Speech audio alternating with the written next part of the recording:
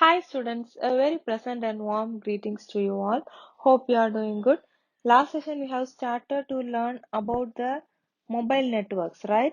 In the chapter network examples and protocols, we have learned about mobile networks, and in this session we are going to see the generations of mobile networks like first generation, second generation, third generation, fourth generation, fifth generation, 1G, 2G, 3G, 4G, 5G, right? First, let's see what is first generation. First generation means in the year 1981. Okay, 1G was launched in 1981. Okay, during the initial periods and all, when you see this mobile networks used only analog transmission, right? This is launched by NMT launch, like Nordic Mobile Telephone Communication. We'll say this 1G as Nordic Mobile Telephone Communication, and that's what here they have given us NMT, right? At that time and all, when you see, there was a very low traffic density, right? Only one call will be there for in one radio channel, and the voice quality is also not so good, and it is not encrypted too. So there, what will happen is anyone can interrupt that call, and they can make a call inside that, and some cross calls, cross talks, and all was also there, right? This is a unencrypted transmission, and so this led to spoofing of its identity, right?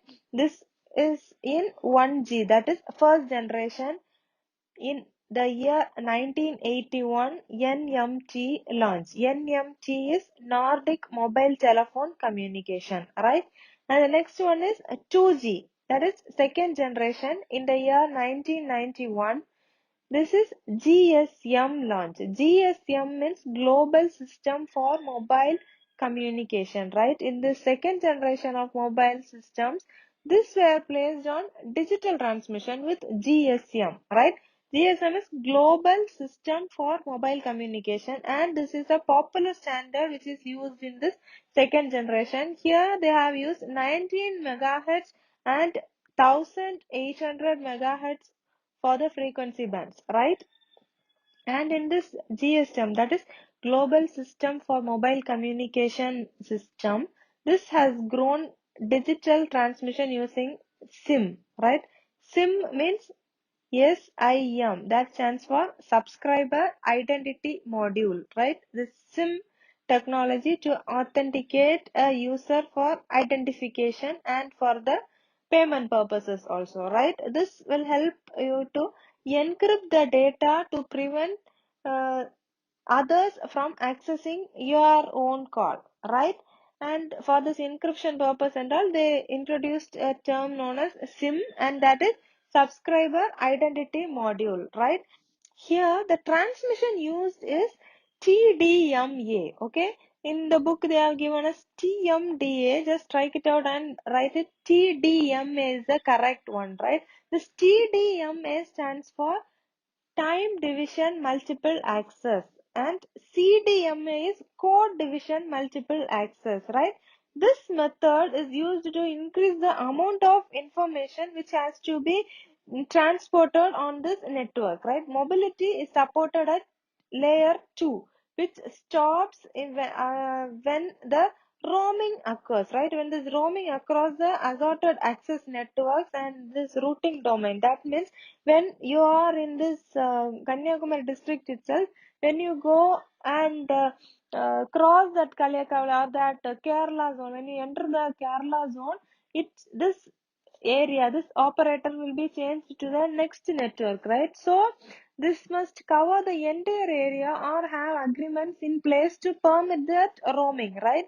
So here layer mobility is supported at layer 2, which stops that roaming across assorted accessing networks and this routing domains also, right? This all in 2G, okay? 2G is second generation in the year 1991, and this is GSM launch, right? And the next one is second to third generation bridge, that is 2.5G. The second generation we'll say it is 2G, and third generation we are saying it as 3G, right? And this one is second to third generation bridge, that is 2.5G, right? And this in the year 2000, and this is GPRS launch, right? This GPRS we would have heard, most of the places you would have heard, right? GPRS is General Packet Radio Service, right? This GPRS was introduced here in this 2 and 3 bridge, right? Between this 2G and 3G, it was second to third generation bridge, that is 2.5G, right? And this is the excess period of mobile networking development between this 2G and 3G, right? The GPRS means it is a data service which enables the mobile data to send and receive the messages, right? And for picture messages, for emails also. This allows most popular operating system of up to 115 kbits per second, right? Laterally maximum of 384 kbits per second using this EDGE, right? EDGE means enhanced data rates for global evolution.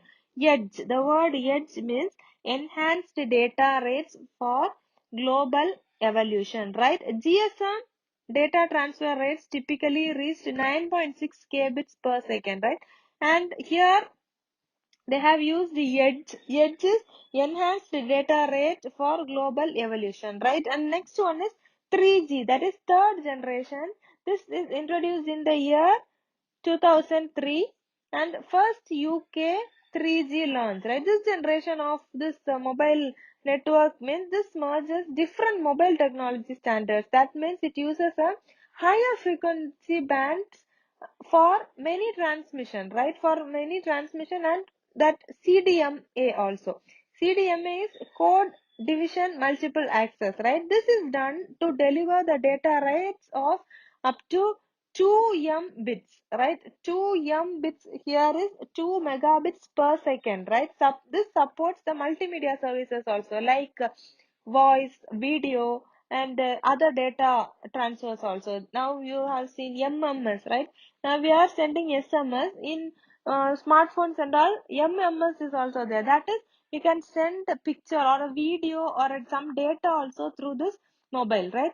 Next one is European standard is UMTS. UMTS is Universal Mobile Telecommunication Systems. Okay, this mobile phone system continue to use the digital transmission of this SIM authentication for the billing process and also for this data encryption also, right? So this data transmission used here WCDMA, right? This wide band code division multiple access. There we saw CDMA, that is code division multiple access, and here it is wide band code division multiple access, right? WCDMA.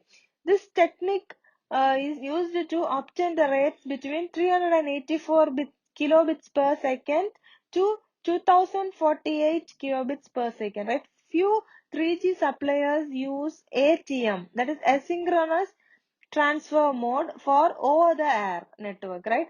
With this MPLS, that is multi protocol label switching or IP for their network, right? For the main one used is IP, and for the over the air, for that ATM, that is asynchronous transfer mode, here they use MPLS, that is multi protocol label switching, right? Mobility is still supported at layer 2, and so here this 2G still prohibits seamless roaming beyond this heterogeneous access networks and routing domains. That means here not only in the routing domain but also in accessing each network, this 2G had some this roaming problems and all were there in this 2G, right? The transmission were band frequencies between 1900 to 2200 megahertz, right? This frequency bands and all will be notified in hertz only. Here the frequency band is between 1900 to 2200 megabits, right? In UK, if you see, all the UMTS license holders will hold a 20-year license with the condition that 80% of the population coverage will be achieved by 31st of December in the year 2007. Present third generation licensed operators in UK are also shown here. That is at August 2004, right? Next one is fourth generation, that is 4G, right? 4G is the research stage, okay? This was based on an ad hoc network model where it had no need for fixing any infrastructure operation and all. This ad hoc networks needs a global mobility feature. That means like mobile IP and some connectivity to the global IPv6 network. This will support an IP address to each mobile device, right? Logically, if you see this roaming in assorted IP addresses, like if they are given an example here, 802.11 WLAN, GPRS and UMTS means this in this assorted IP address, some if there is some roaming, it can find it, right? Where possible with higher data rates from 2 megabits per second to 10 to 100 megabits per second. This offers a reduced delays and new services also, right? These mobile devices will not expect any fixed infrastructure here in this 4G, but they will require enhanced intelligence to self-configure that which network here they have used ad hoc networks, right? So this ad hoc networks must enhance their intelligence and it has to self configure themselves so that they are having a routing ability to route over a packet switching network itself, right? This is about fourth generation, that is 4G, which was launched in the year 2007, and the next one is 5G.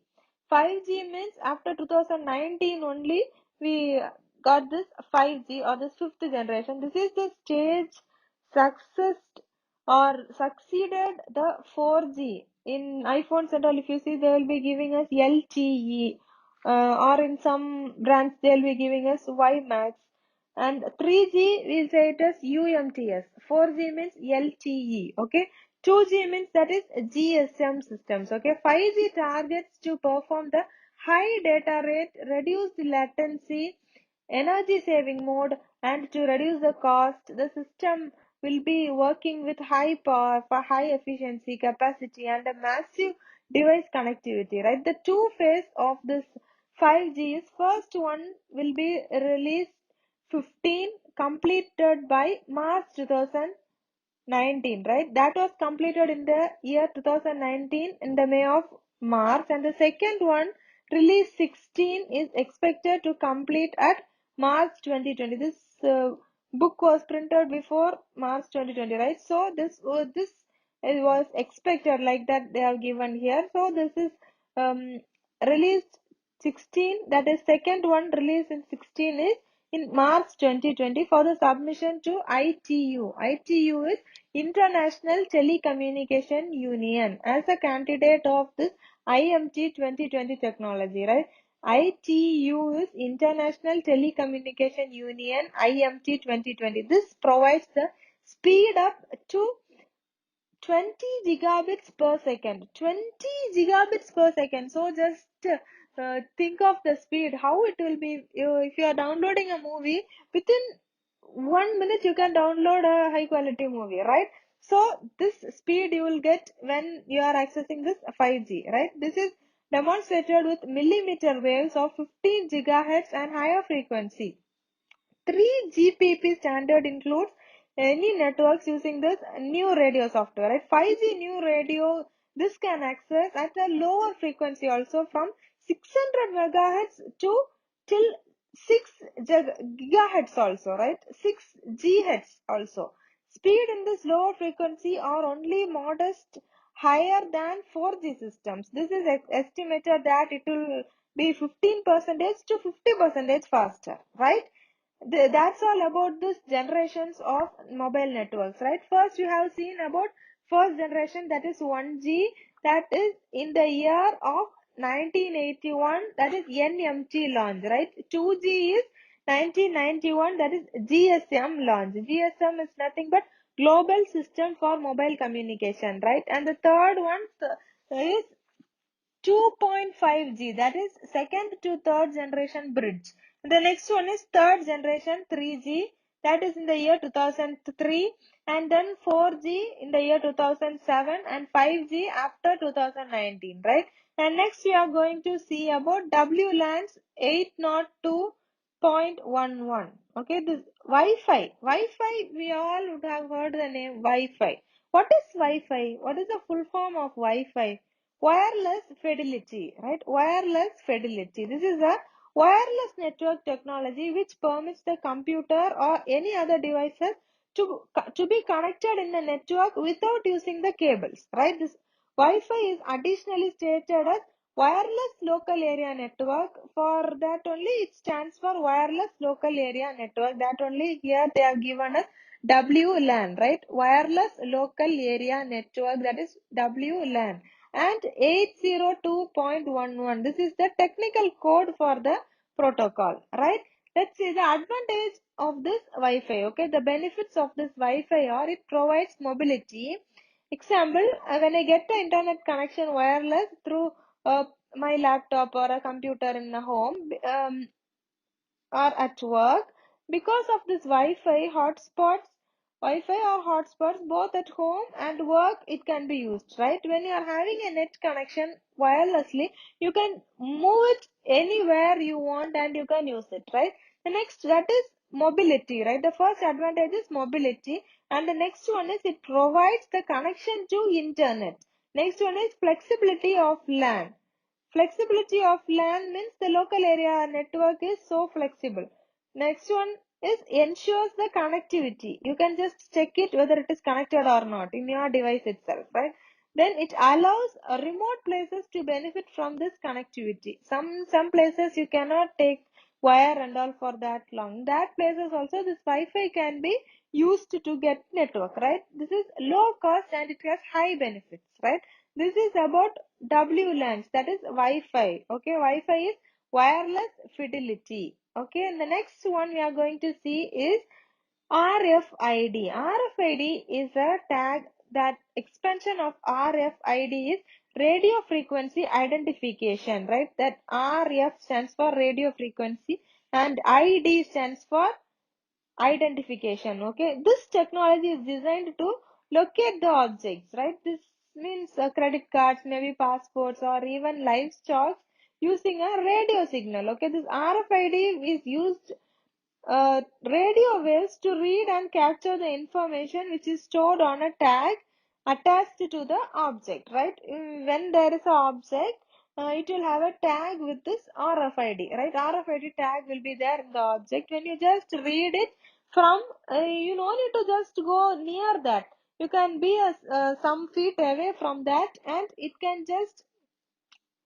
read the tag and the details of that object or that RFID reader. That RFID means it will have two parts. One will have a tag and another one side is a reader. That reader, if that reader is installed in your computer, RFID tags are installed with the transmitter and receiver, right? One RFID tag will be there in the object means the reader can read it, right? This RFID component on the tags has two parts. One is microchip which stores the process of information and another one is antenna which is used to receive or transmit the signal, right? The tag will reply the information from its memory bank and the reader will transmit to the result side, right? It may be to the computer program. RFID program will be there, no there, right? Two types of RFID tags were there. One is active RFID, another one is passive RFID, right? Active RFID means what? Passive RFID means what? In a passive RFID tag, the power is supplied by the reader when this radio waves from the reader are reaching the passive RFID tag, right? The coiled antenna forms the magnetic field and this uh, RFID tag itself will provide the power to the is provided by the reader, right? The next one is battery powered RFID tag. This is installed with small battery and that powers the broadcast of this information, right? The main components of this RFID system are RFID tag. This is a silicon microchip which is attached to a small antenna and mounted on the substrate, right? What is the in the object? This RFID tag will be placed, right? And next one is reader. Reader means RFID will have a reader. This has a scanner with antennas to transmit and receive the signals which is used for communication, right? When you read this, when you have a scanner only, you can scan and read the RFID tag, right? And the next one is a controller. Controller means it is a host computer with a microprocessor which receives the reader input and it has to process the data, right? That is the controller. The two types of RFID tag we saw, that is active RFID and passive RFID, right? Active RFID means the tag has its own power source. That means this system will be used for large distance to track vehicles, high value goods for some big valued products, right? Passive RFID means this tag gets the power from the reader antenna to tag antenna, right? This is used for a shorter range transmission. If it is a large distance and if has to reach a long distance means we'll use this active RFID system. And if it is a short range of transmission means here we'll use passive RFID system, right? And next one is reference model, that is OSI model. OSI means Open System Interconnection. Okay, this model is found in the year 1934. Right, generally this frameworks will enable network protocols along with the software, and the systems will be developed based on the general set of rules. Some rules will be there in that according to the rules the software will be developed, right? This describes the standard for the intercomputer communication. That means the communication between the computers itself, right? There are many prompts used to remember here. They have given a tips in your book, that is everyone needs data processing. Everyone should try new diet Pepsi, like that, right? This is the OSI layer order. That means this OSI layer means it has physical layer, data link layer, network layer, transport layer, session layer, presentation layer, application layer, right? These are the OSI layers, right? We'll see the explanation of this OSI layers in the next session, right?